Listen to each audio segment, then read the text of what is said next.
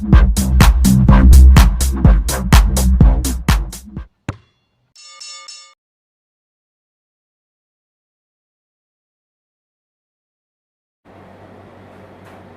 To पेव online classes. आज 11th class का अकाउंटिंग इक्वेशन का फर्स्ट वीडियो करेंगे। हमारी कोशिश होगी कि हम इसे 2 to 3 वीडियो में कंप्लीट करें। आज हम बेसिक एंट्रीज, जो सिंपल एंट्रीज है जिसे हम बोल सकते हैं, उन्हें हम करेंगे। ऑलरेडी पहले वीडियो में हमने बेसिक टर्म्स किए, उसे क्विकली हम रिकैप करते हैं। और जिन्होंने अकाउंटिंग इक्वेशन का बेसिक टर्म्स का वो मेरा वीडियो नहीं देखा, एक बार जरूर कर लो before you actually move on to this, जिसके कारण तुम आसानी से इस वाले चैप्टर को समझ सकते हो, इस वीडियो को आराम से समझ सकते हो। एक्सपेंसेस का मतलब है बेनिफिट अराइव्ड। जिस खर्चे का पैसा मैं देने वाला हूं या दे चुका हूं, यदि उसका पूरा का पूरा बेनिफिट मुझे मिल जाता है, उसे हम बोलेंगे एक्सपेंस। सेकंड क्या है? Income. Income means benefit provided.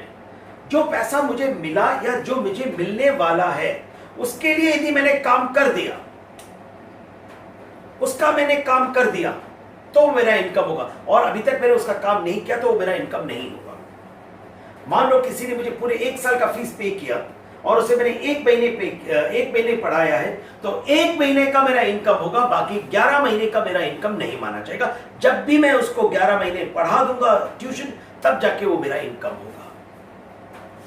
Asset का मतलब क्या था? कैश और anything which can be converted to cash within generally a year, और expense whose benefit can be arrived in future. Cash और anything which can be converted to cash, मैंने बोला debtor, stock, ये सब क्या है? Asset है। Expense whose benefit can be arrived in future, may be 1 साल के अंदर प्रीपेड, सालों साल एसी, बिल्डिंग, मशीनरी, ये सब क्या है? एसेट। लायबिलिटी और कैपिटल का मीनिंग हमने कैसे समझा? बिजनेस एंटिटी कॉन्सेप्ट के through. Business entity concept,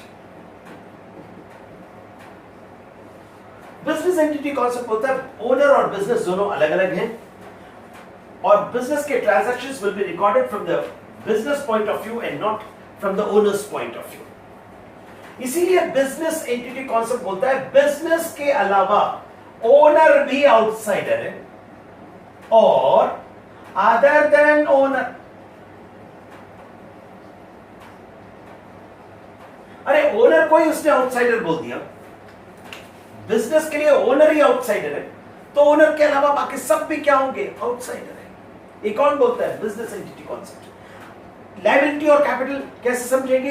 any amount business owes to the owner is called capital. इसीलिए अकाउंटिंग इक्वेशन में हम क्या करने वाले? प्रॉफिट को कैपिटल में ऐड करेंगे। प्रॉफिट को कैपिटल में ऐड करेंगे। क्यों? प्रॉफिट किसने कमाया? बिजनेस ने कमाया। प्रॉफिट हमेशा बिजनेस का होता है, लेकिन बिजनेस प्रॉफिट कमाकर किसको देगा? ओनर को देगा। इसीलिए profit shall always be added into capital. और any amount which the business owes to outsider other than the owner, owner के अलावा बाकी किसी को यदि बिजनेस ने पैसा देना है तो क्या बोलेंगे? लायबिलिटी। तो लायबिलिटी, ओनर के अलावा किसी ने को बिजनेस ने पैसा देना है, देन यदि ओनर को बिजनेस ने पैसा देना है, कैपिटल। विद दिस 3 टर्म्स हम क्विकली समझते हैं अकाउंटिंग इक्वेशन है क्या। We'll start again with another principle called dual aspect concept. Dual aspect concept. ये dual aspect concept क्या बोलता है मालूम है? अकाउंटिंग में हजारों ट्रांजैक्शंस हो सकती है, मॉनेटरी ट्रांजैक्शंस हो सकती है। वो सभी monetary transactions can either be asset और लायबिलिटीज और कैपिटल। या तो वो एसेट होगी, या वो लायबिलिटी होगी, या फिर वो कैपिटल होगा। हर एक अकाउंटिंग ट्रांजैक्शन का, हर एक मॉनेटरी ट्रांजैक्शन में मिनिमम 2 एस्पेक्ट होंगे, मिनिमम 2 अकाउंट होंगे। सबसे पहले हमें पहचानना है उनमें 2 मिनिमम अकाउंट क्या क्या है। और ड्यूअल एस्पेक्ट कॉन्सेप्ट 2 चीजें बोलता है। एक, हर एक बिजनेस ट्रांजैक्शन में मिनिमम 2 अकाउंट अफेक्ट होंगी, 2 एस्पेक्ट अफेक्ट होंगी। वो 2 एस्पेक्ट या तो एसेट होगी, या लायबिलिटी होगा, या कैपिटल होगा। और इसके अलावा क्या बोलते हैं, यदि कोई एस्पेक्ट है वो असेट है और असेट बढ़ रहा है तो इन तीन में से कोई एक चीज होगी दूसरा एस्पेक्ट। दो एस्पेक्ट है, दोनों एस्पेक्ट को रिकॉर्ड करना है और वो दोनों एस्पेक्ट किस पे होगी, या तो असेट होगी, लायबिलिटी होगी या कैपिटल होगा।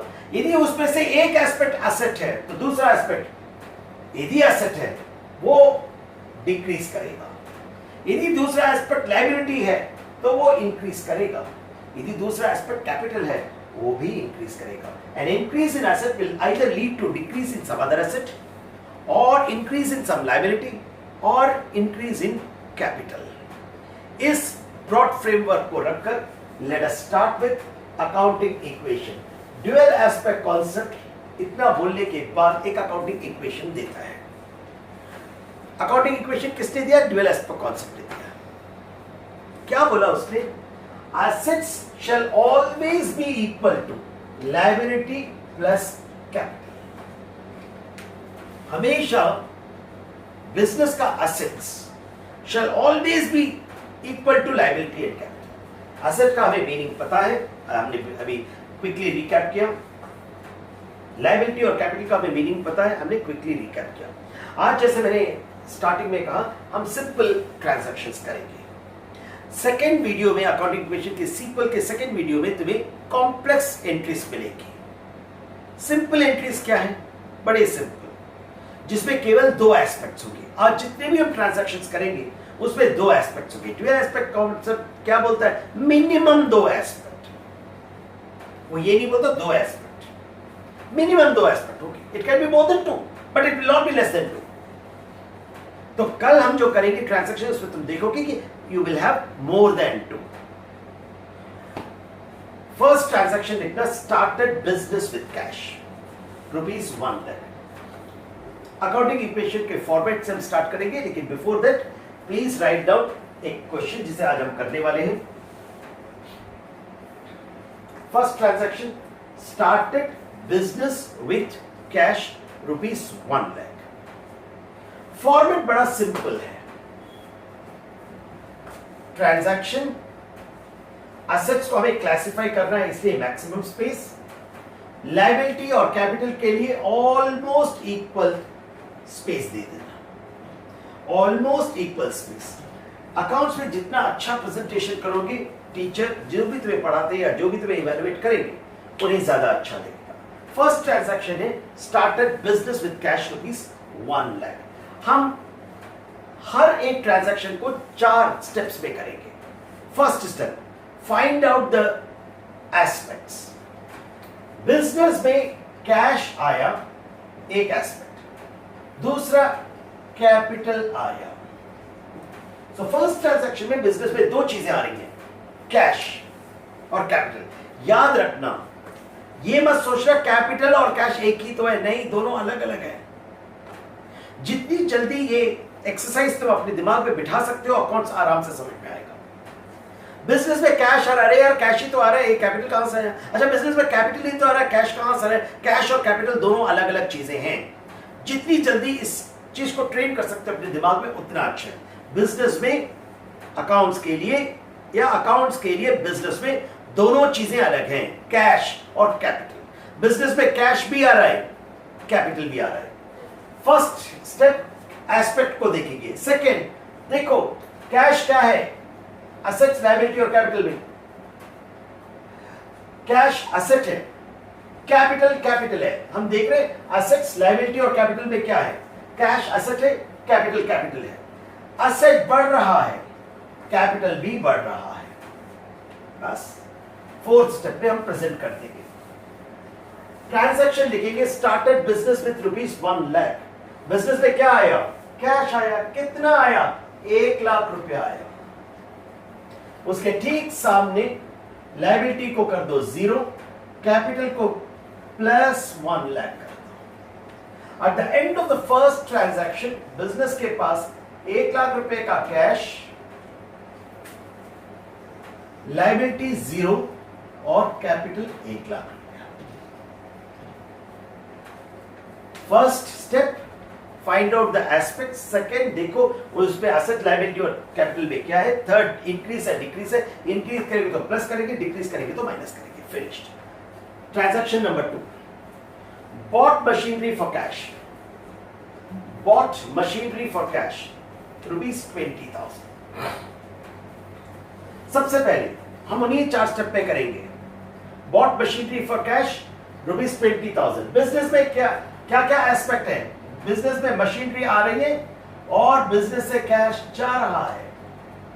मशीनरी आ रही है और क्या है ये? असेट. कैश जा रहा है, क्या है वो? असेट.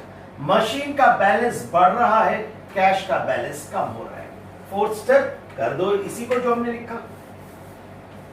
बॉट मशीनरी, मशीनरी का अलग से अकाउंट खोलो असेट के अंदर. असेट हमेशा क्लासिफाई होगा. प्लस 20,000, कैश हमारे से चला गया 20,000.